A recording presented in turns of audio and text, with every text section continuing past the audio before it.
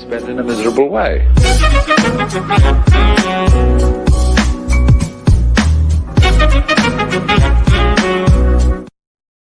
U.S. News as shutdown ends. Workers have little faith about future. Chicago Tribune. Assigned near ATSA security checkpoint states support of Seattle's support for federal government workers. Friday, January the 25th, 2019, in Seattle. Assigned near ATSA security checkpoint states support of Seattle's support for federal government workers. Friday, January the 25th, 2019, in Seattle. Federal workers who have gone a month without getting paid during the longest government shutdown in U.S. history expressed relief Friday that a deal had been reached to end the impasse, but are worried they'll be in the same spot in a few weeks. Ivan Toller and his wife spent an exhausting 3 weeks calling, researching and haggling to get relief from government agencies, schools, banks and utility companies to scrape by during the shutdown that caused him to be furloughed from his cartographer job at the National Oceanic and Atmospheric Administration in West Virginia. For Toller, the end of the shutdown was far from a cause for celebration.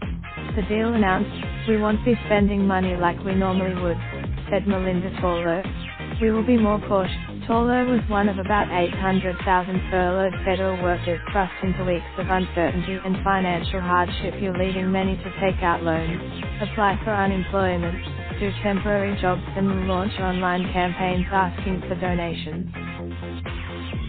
The end of the 35-day impasse came on what would have been the second payday with no checks for federal workers.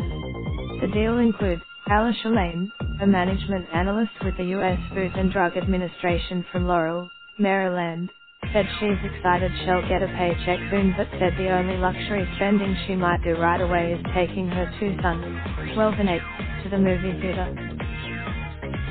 Admitting to mounting pressure amid growing disruption, President Donald Trump agreed to a deal Friday to reopen the government for 3 weeks, backing down from his demand that Congress give him money for his border wall before federal agencies get back to work. Standing alone in the Rose Garden, Lane was among hundreds of federal workers who launched GoFundMe campaigns to get financial help during the shutdown. She needed help to, "I am saving every dime. I never want to be." Lane scoffed at President Trump's assertion in his Friday announcement that federal employees agreed with him and were yet complaining. Who was he talking to? Lane said. Single-parent Leisica Parrott, a Bureau of Land Management employee in Arcata, California, was driving with her son Friday when she heard a radio news broadcast about the deal to reopen the federal government for 3 weeks.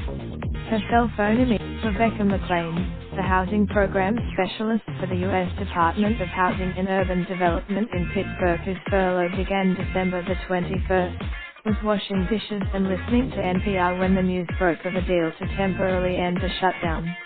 She is celebrating until Trump puts ink to paper. "I am not going to check my bank balance," she said.